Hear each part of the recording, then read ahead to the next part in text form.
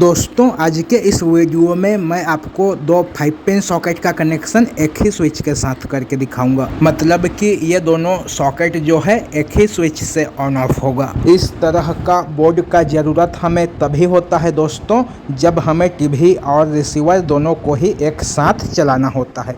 देखिए इसमें एक इंडिकेटर भी लगा हुआ है। तो इस बोर्ड का वायरिंग हमें कैसे करना है चलिए मैं आपको दिखाता हूँ।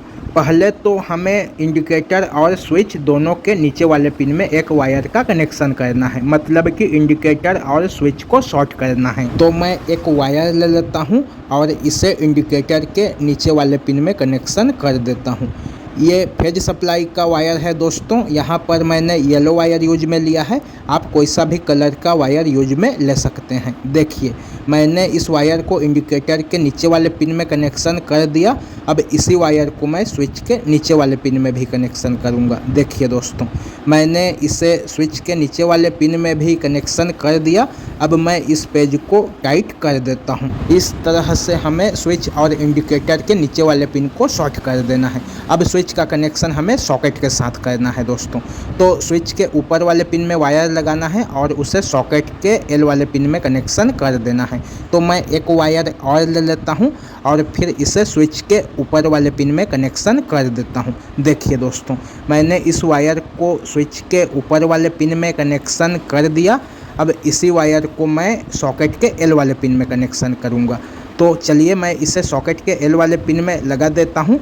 इससे पहले मैं इस वायर में एक वायर और ज्वाइंट करूँगा दोस्तों, क्योंकि इस वायर को हमें दूसरे वाले सॉकेट में भी कनेक्शन करना है। तो मैंने इसी वायर में एक वायर को और ज्वाइंट कर दिया। अब मैं इसे सॉकेट के एल वाले पिन में कनेक्शन कर देता हूँ। सॉकेट का जो राइट साइड वाला पिन होता है वह फेज सप्लाई का होता है दोस्तों। तो यहाँ पर हमें फेज के वायर का कनेक्शन कर देना है। अब इसी वायर को हमें दूसरे वाले सॉकेट के भी एल वाले पिन में कनेक्शन करना है। तो मैं इसे दूसरे वाले सॉकेट के एल वाले पिन में कनेक्शन कर देता हूँ और इसके भी पेज को टाइट कर देता हूँ। देखिए मैंने दोनों सॉकेट का कनेक्शन स्विच के साथ कर दिया। अब इतने में हमारा फेज वायरिंग जो है कंप्लीट हो गया। अब हमें दोनों 5 पिन सॉकेट और इंडिकेटर इन तीनों में न्यूट्रल के वायर का कनेक्शन करना है। यहाँ वायर लगाना है, यहाँ और यहाँ पर वायर लगाना है। तो मैं एक ग्रीन वायर ले लेता हूँ न्यूट्रल के कनेक्शन के लिए और इस वायर को इंडिकेटर के ऊपर वाले पिन में कनेक्शन कर देता हूँ। ये देखिए दोस्तों मैंने इंडिकेटर के ऊपर वाले पिन में न्यूट्रल के वायर का कनेक्शन कर दिया। अब इस वायर को हमें सॉकेट के एन वाले पिन में कनेक्शन करना है और यहाँ से एक वायर दूसरे वाले सॉकेट में भी कनेक्शन करना है। तो मैं इस वायर में भी एक वायर को और ज्वाइंट कर देता हूँ और फिर इस वायर को सॉकेट के एन वाले पिन में कनेक्शन कर देता हूँ। यह न्यूट्रल का पिन है दोस्तों। जहाँ पर एन लिखा हुआ है वह न्यूट्रल का पिन है। तो यहाँ पर मैं न्यूट्रल के वायर का कनेक्शन कर देता हूँ और पेज को टाइट कर देता हूँ। अब यहाँ से जो वायर बाहर निकल रहा है इसे हमें दूसरे वाले सॉकेट के एन वाले पिन में कनेक्शन कर देना है।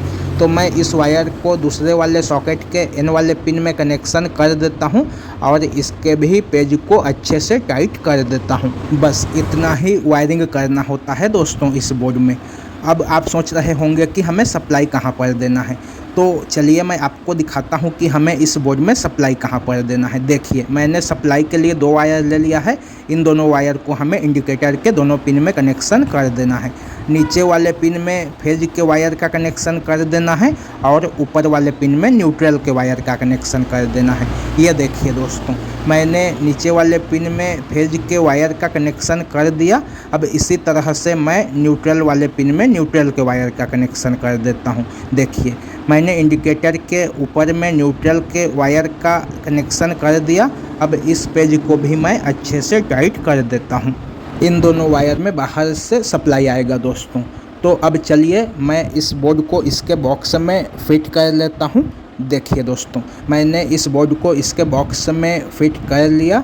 ये दोनों वायर इसके सप्लाई का है। इन दोनों वायर में बाहर से न्यूट्रल और फेज का सप्लाई आएगा।